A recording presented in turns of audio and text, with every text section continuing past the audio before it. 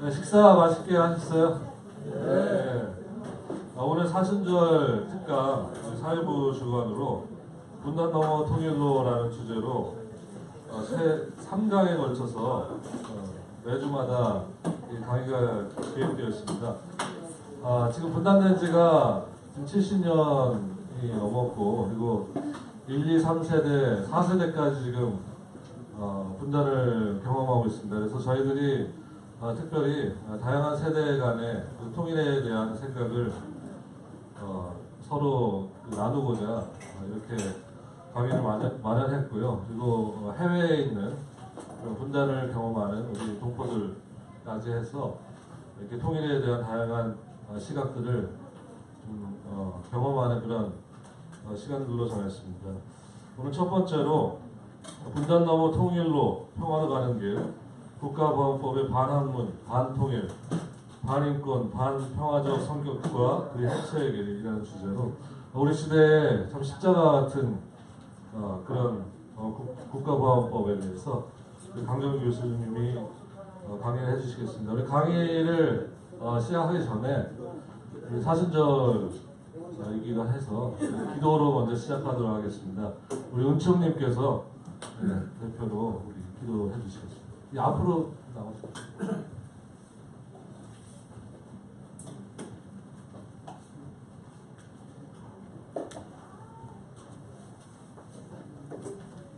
다 함께 기도하겠습니다.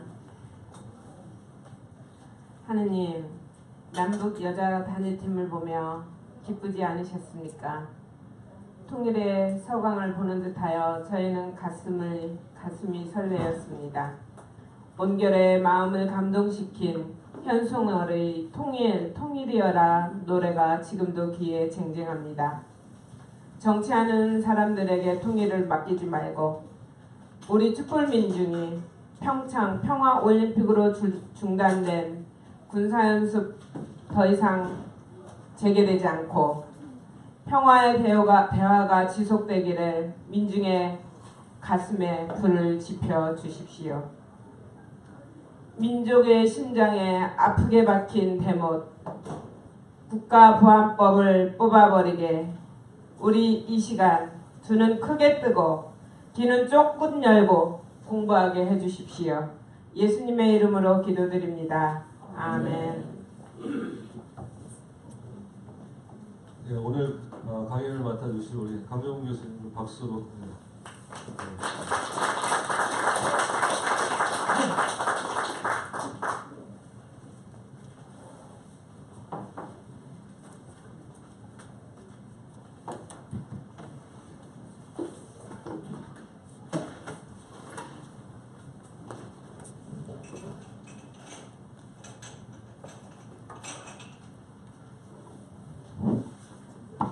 예, 반갑습니다. 요즘은 제가 소모임에서도 제가 직접 발표하는 경우가 좀 드물죠. 나이 탓인지 게으른 탓인지 모르겠습니다만 자연스럽게 그렇게 되는 것 같습니다. 자, 오늘 국가보안법에 대해서 좀 이야기를 하도록 하죠. 국가보안법은 70년 전입니다. 1948년 12월 1일 날 제정이 되었습니다. 그러니까 이 국가보안법이 제정되기 이전에 무슨 일이 있었느냐 하면 10월 18일 날 여순 항쟁이 일어났습니다. 그 당시에 미국 정보 보고서를 보면은 여순 항쟁을 계기로 신생 대한민국이 출발한 게 48년 8월 15일이거든요. 그러니까 10월 18일 날 여순 항쟁이 일어나서 약 한 15,000명 이상이 죽임을 당하고 소위 말하는 우리가 빨치산, 구빨치가 본격적으로 출발된 게 이 시점입니다. 그러니까 외국이나 미국 정보 보고서는 신생 정부의 생명이 얼마 가지 못한다. 그러니까 대한민국은 얼마 안 있으면 끝장난다. 이런 보고서가 굉장히 많이 나왔어요. 이제 그런 시점에서 12월 1일 날 국가보안법을 제정을 하고 바로 12월 1일 날 132개 단체, 정당 사회단체, 소위 말하는 좌익이라는 정당 사회단체를 전부 해산을 시켰습니다.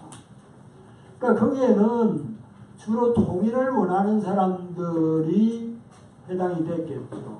그러니까 좌측 정당 사회단체는 대부분 통일을 아주 갈망을 하고 통일의 여건이라고 볼 수 있습니다. 우익도 통일을 원했지만은도 우익 중에 상당 부분은 어쨌든 미국하고 한통속이 돼서 분단 정권을 만들어서 이 분단 정권의 힘을 길러가지고 북한을 무력으로 통일하려는 그런 생각을 가졌던 양반들이 주로 우익 극우 세력들이었죠. 어쨌든 130개 단체가 해산이 되고 그 다음에 12만 명이 12월 달에 구속이 됐습니다. 한번 생각해 보십시오. 한 달에 12만 명을 그것도 새로운 정부가 들어서자마자 구속을 시키고 감옥소에 넣었다. 우리가 6.25 전쟁이 1950년 6월 달에 일어났을 때 7월 1일부터 약 20만 명의 그 보도연맹원을 학살을 했습니다. 이승만 정부의 군, 경찰 이쪽에서 학살을 했는데 이 20만 학살의 뿌리가 바로 이 국가보안법에 의해서 약 구속을 시킨 20만 명 가까운 사람들, 이 사람들이 대부분 희생이 되었죠. 그러니까 국가보안법이 요즘은 뭐 그렇게 또 문재인 정권이 되니까 뭐 무서운 거냐 이렇게 가볍게 생각을 하시는지 몰라도 재정과 동시에 132개 단체가 해산이 되고 그 다음에 20만 명이 구속이 되고 그야말로 살벌한 말 조금만 잘못하면은 갇히고 잘못하면은 죽고 이래서 모든 사람들의 가슴 속에는 북한에 대한 또는 통일에 대한 평화에 대한 이런 이야기를 함부로 하다가는 잘못하면 죽음을 당하는 그 무시무시한 법이 출발한 게 바로 69년, 70년인가요? 1948년 12월 1일이고 요번 12월 1일이 되면 70주년이 되는 거죠. 그러니까 그만큼 무서운 거다.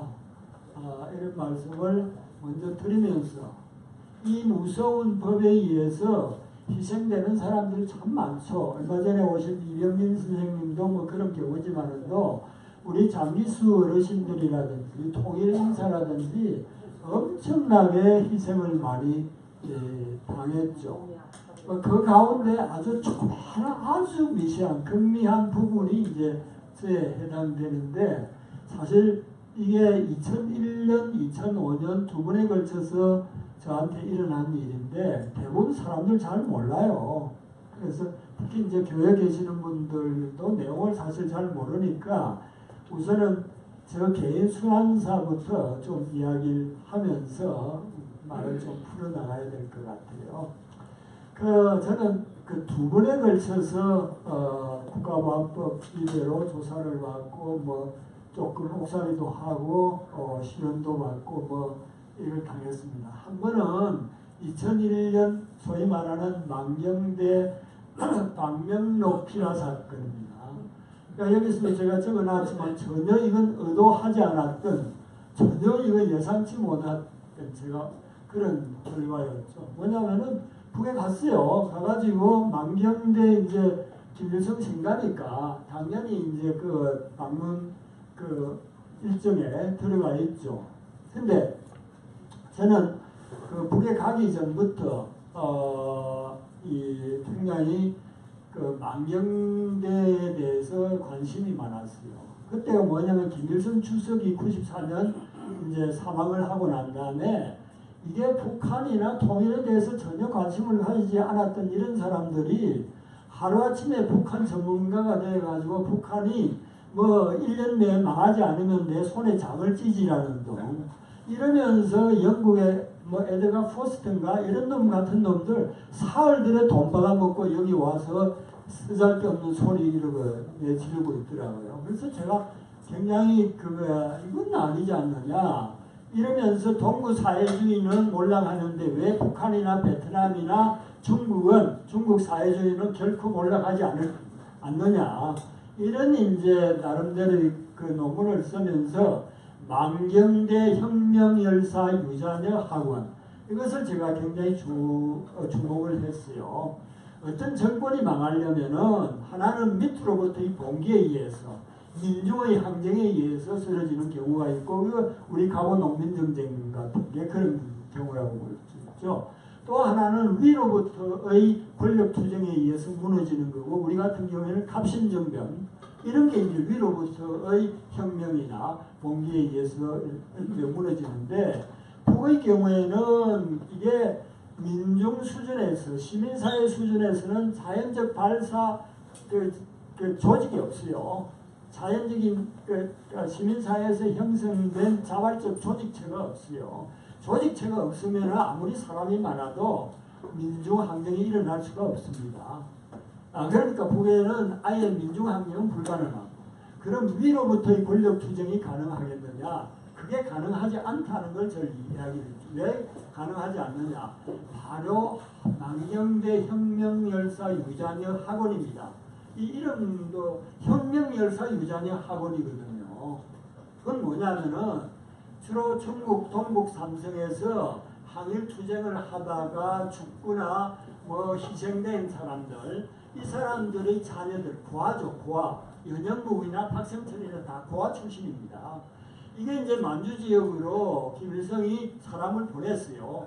보내가지고 그 고아들을 전부 다 데리고 와서 특별 학교를 만들었어요. 그게 망경대 혁명열사 유자녀 학원입니다.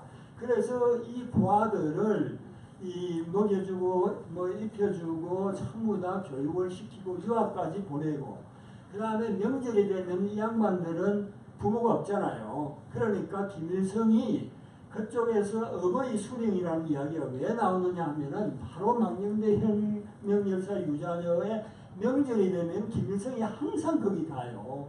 가가지고 그 고아들하고 같이 아버지의 그런 역할을 할아버지의 역할을 해줬거든요. 그러니까 거기에서 자연적으로 어버이 수령이라는 이런 어버이라는 말이 나오게 된 거예요. 자연스러운 현상입니다.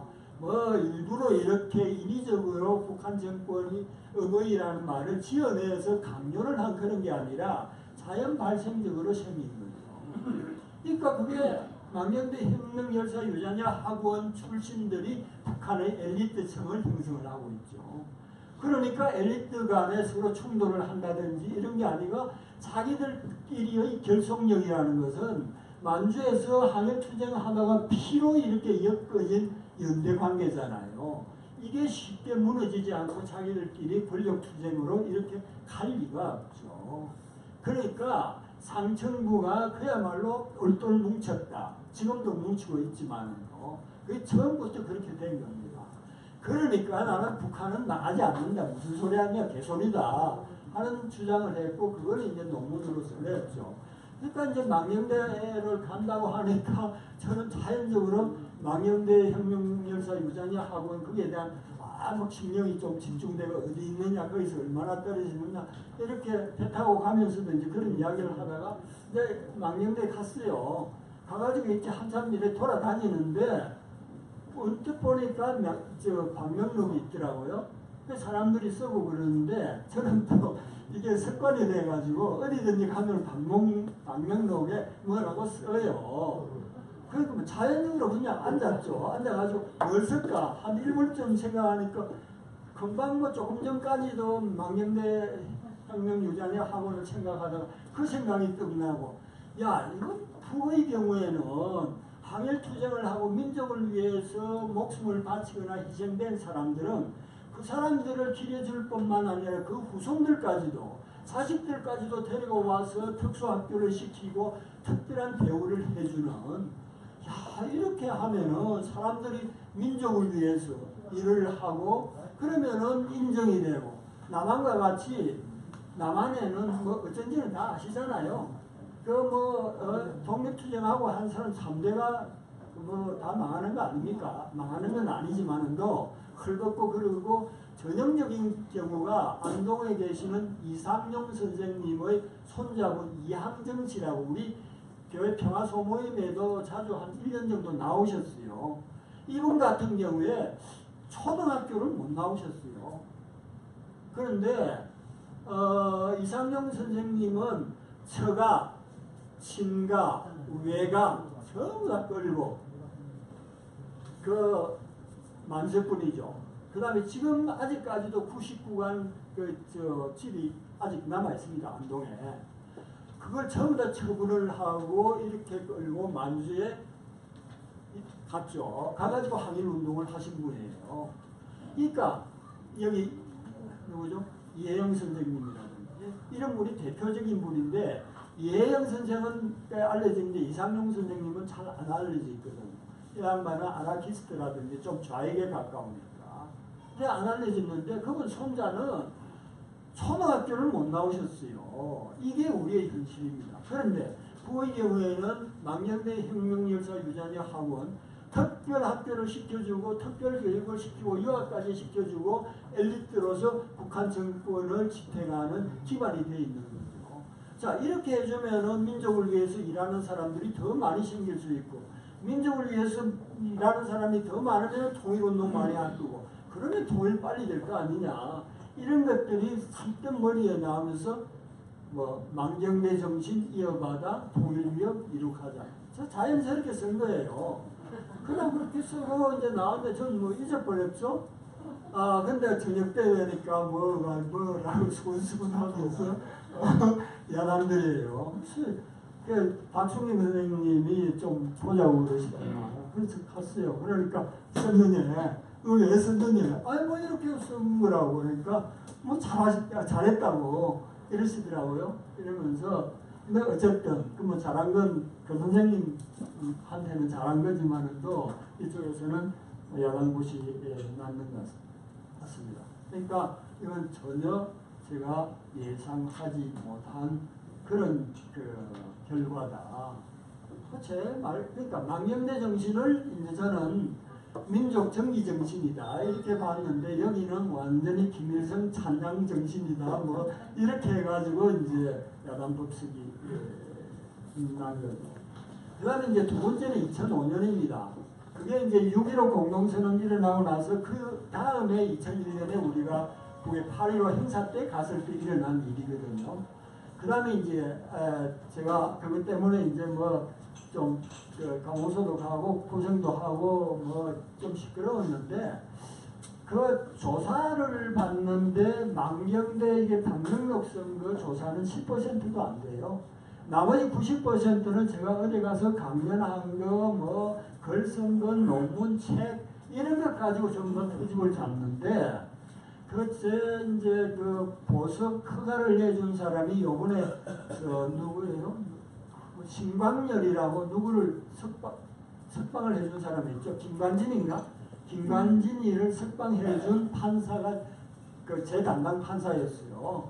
그러니까 제 담당 판사는 뭐 다른 사람들은 뭐 좀 이상해. 저는 제 경우에는 그 양반은 뭐든지 구속하지 않고 자연스럽게 방어권을 행사할 수 있도록 해줘야 되는 게 원칙이다라는 그런 생각을 가지고 있는 것 같더라고요.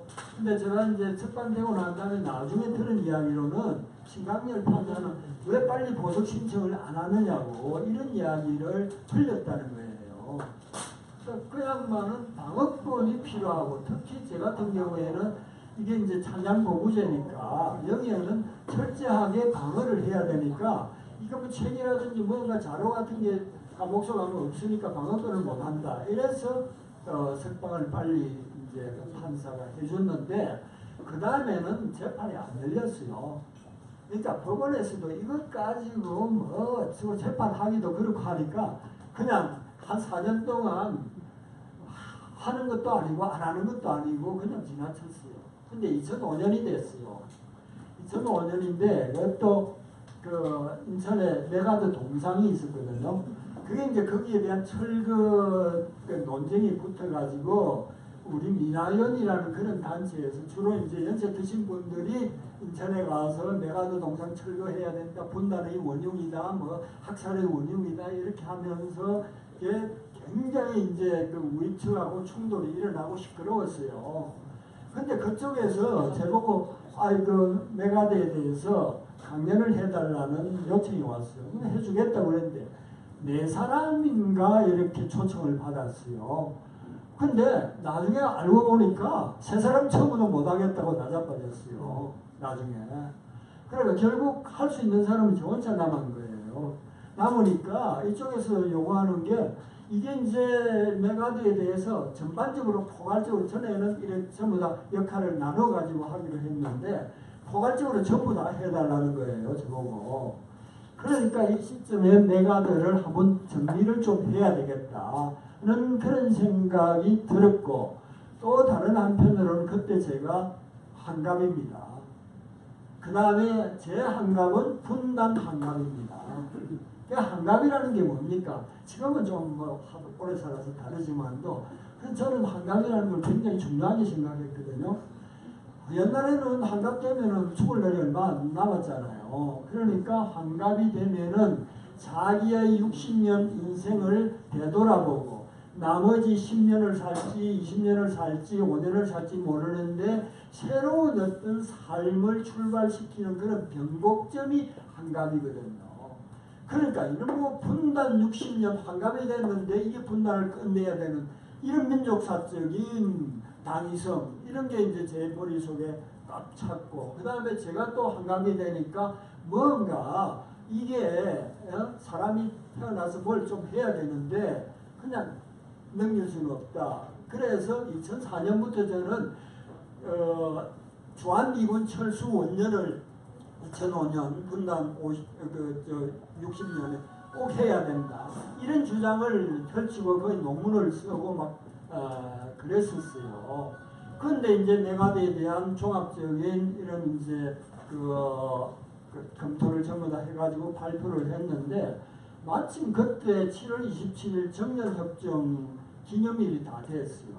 그러니까 제가 그때 이제 그 데일리스 프라이즈에 일주일에 한 번씩 기고를 하고 있었는데 굉장히 센소리를 많이 했고 그런데 마침 그 7.27 정전 기념일을 맞아가지고 제가 뭘 써야 되는데 이거 메가드를 한번 건드려서 이거 진짜 사람들이 새로운 인식을 하고 분단이나 통일이나 미국에 대한 새로운 인식을 할 필요가 있는데 그런 어떤 자극하는 그 뭐랄까 글을 한번 쓰자 이래가지고 제가 그 강연한 자료를 전부 다 정리해가지고 쓴 글이 메가드를 알기나 하나요? 라는 그 글을 쓴 거죠.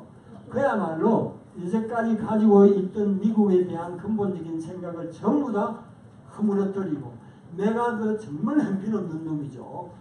이걸 이제 까보시고 그 다음에 한국 전쟁에 대해서도 하면서 결국 제가 거기에서 중심으로 이야기했던 거는 6.25는 그 평화 통일 내전이다. 통일 내전이다. 이게 이제 제 결론이었어요. 북이 시도한 그 통일 내전이다. 그러니까 6.25가 북침이냐 남침이냐 그건 뭐 시시끌렁한 이야기인데 제가 이야기한 거는 북이 남쪽으로 주도해서 내려온 전쟁이다 라는 거고 그 다음 내전이라는 거죠. 그러니까 전쟁이라는 거는 중국에서는 항상 두 가지를 이야기합니다. 조선반도에서 난이나 잔이 일어나는 것을 절대 용납 못한다 고 이야기를 해요. 그러니까 난과 잔은 전쟁을 의미합니다. 그러니까 난은 뭐냐면은 동안 그 묘청의 난, 이런 거 뭐죠? 농민 반란이라든지 홍경래의 난이라든지 이런 거죠. 난이라는 것은 외세가 개입되지 않는 이런 투쟁을 이야기합니다. 그 다음에 전쟁이라는 것은 그걸 난을 이야기할 수도 있지만 또 외세가 개입한 것도 전쟁이라고 이야기합니다. 그런데 중국에서는 이걸 구분을 해가지고 한반도에서 난이라고 이야기할 때는 남북 사이에 내전이 일어났을 때 이걸 난이라고 부릅니다. 그 다음에 전쟁이라고 이야기할 때는 외세가 개입해서 남북 사이에 끼어들어서 무력 투쟁이 일어나는 걸 전쟁이라고 그러죠. 그러니까 미국이나 일본이 개입한 전쟁도 절대 안 되고 남북 사이에 무력으로 흡수 통일을 하겠다. 이것도 중국에서는 두 개 다 안 된다. 이렇게 이제 주장을 하죠. 그래서 내전이었죠. 6.25는 사실 6.25 동란입니다. 처음에 다 동란이라 그랬어요. 그런데 사흘 만에 미군이 개입을 했죠. 그러니까 남의 내전이라는 건 뭡니까? 집안 싸움이죠. 집안 싸움에 외세가 개입을 했다. 이러니까 난에서 전쟁으로 사흘 만에 바뀐 거예요. 그러면은 진짜 이게 내전이냐? 사실은 외세 기원의 내전입니다. 우리가 왜 분단이 됐겠어요? 미국이 아니면 분단됐겠어요? 그 분단 결정한 거는 소련하고 전혀 의논 안 했습니다. 미국이 1944년 12월부터 그 3부 조정위원회를 만들어 가지고 이미 45년 4월달 되면은 필요하면은 조선을 분단시킨다. 이렇게 전부 다 정해져 있었고 최종적으로 결정을 한 거는 포츠담 회담 그 직전에 다 결정을 다 한 거예요. 그러니까 미국이 지리적 분단을 시킨 거예요. 그러니까 이런 문제. 그래서 이제 남북 간의 분단이 되면서 우리가 서로 이제 충돌을 하는데 이게 외세가 기원돼서 내전이 생긴 거지 우리끼리 있으면 내전할 리가 없잖아요. 그래서 외세 기원 내전이다. 이런 이야기를 했는데 이 양반들이 하는 이야기는 뭐냐면은 이승만이가 북진 통일을 하는 거는 그거는 통일전쟁 맞지만은 또 김일성이가 그 전쟁을 해서 통일을 하려면은 그건 통일전쟁 아니라는 거죠. 얼마나 엉터리입니까? 그러니까 전쟁이냐 아니 뭐냐 통일전쟁이냐 아니면 침략전쟁이냐 하는 거는 그걸 규정을 저는 어떻게 하느냐면은 그 전쟁 주체자의 전쟁 목표를 기준으로 하는 겁니다. 그러니까 김일성이가 주도를 하고 이승만이 주도를 한 전쟁이지만도 둘이 다 통일을 목표로 삼았거든요. 그러니까 통일전쟁이죠. 그러니까 누가 주도를 하느냐에 따라서 좋은 사람이 내 마음에 드는 사람이 하면 통일전쟁이고 마음에 들지 않으면 통일전쟁 아니다. 이건 말이 됩니까? 예를 들어서 지금 또 그 다음에 사회주의가 공산주의가 주도해서 김일성 공산주의자가 주도해서 이걸 했으니까 아니다. 이승만이는 뭐 사회주의자니 자본주의자겠죠. 자본주의자가 하는 거는 통일이다. 이렇게 하면은 자 독일의 경우에는 자본주의적 통일을 했으니까 통일 맞죠. 그 사람들 이야기대로. 그러면은 베트남은 사회주의가 주도해가지고 사회주의적 통일을 했으니까 그건 통일 아니에요. 베트남이 통일 안 됐습니까? 네? 이게 얼마나 6.25 통일내전 피라 사건이라는 게 얼마나 엉터리냐 하는 게 바로 드러나잖아요. 베트남은 이 양반들 이야기, 우리 검찰놈들 이야기에 의하면은 통일 안 됐어요. 베트남은 아직도 분단돼 있나요? 이게 말이 됩니까 이게? 이게 바로 국가보안법이에요. 이런 엉터리 같은 법 속에 우리가 70년을 살아옵니다. 근데 이런 엉터리 같은 법에 제 같은 사람이나 김다준 선생님 같은 이런 사람들만 피해를 본 건가요? 아니잖아요. 여기 전부 다 계시잖아요. 다 여러분들께서도 함부로 이야기를 못 하잖아요. 잘못하면 잡혀갈라? 이런 게 머릿속에 차 있잖아요. 제가 93년에 미국과 한국 전쟁이라는 그 논문을 썼는데 역사 비평을 썼는데 그때 논문을 쓸 때 각주를 99개를 달았습니다. 논문 하나에. 일부러 그랬던 거죠. 왜 각주를 99개나 달았겠느냐. 각주를 많이 달면은 이게 아주 학문적인 티가 많이 나니까 이게 보안법에 걸려들지 않을 거다. 그런 저 계산을 하고 그렇게 했는데 사실 내가 잡혀가서 알았죠. 보니까 그걸 이쪽 검찰이나 경찰에서 3번 이렇게 감정 의뢰를 했더라고요. 그래서 이게 이제 입건을 하느냐 하다가 결국 그냥 무혐의 처분으로 내렸더라고요. 그러니까 제가 각주를 99개 사는 게 참 잘한 거죠. 그러니까 이 만경대 사건 이전에 이미 구속될 뻔 했는데 각주 99개 탄 덕분에 구속이 안 된 거죠. 그러니까 이건 뭡니까? 스스로 자기 검열을 내면화하는 거잖아요. 근데 저 혼자만 하겠어요? 다 그렇죠. 북한에 대한 이야기, 김일성에 대한 이야기, 뭐 평화에 대한 이야기, 미국 놈 욕하는 이야기 이거 함부로 못 하잖아요. 이게 전부 다 국가보안법을 자기 스스로 내면화했기 때문에 그런 거죠. 그러니까 제 혼자만 이런 사람들만 이게 국가보안법의 순환을 당한 사람이다 이렇게 생각할 게 아니라 우리 모두가 국가보안법의 피해자다 이런 인식을 가질 필요가 있다고 생각을 합니다. 사실 이거 국가보안법 좀 정말 그거 하긴 힘들더라고요. 제가 재판을 10년을 받았거든요. 뭐 여기 김정일 위원장 계시지만은도 이 뭐 5년, 6년, 7년 이런 거는 국가보안법의 경우에는 수두룩하고 10년, 20년까지도 이제 가죠. 그러니까 그 다음에 제가 재판을 42회를 받았습니다. 그 다음에 조사를 20번을 받았습니다. 이 두 사건 때문에 2001년과 2005년.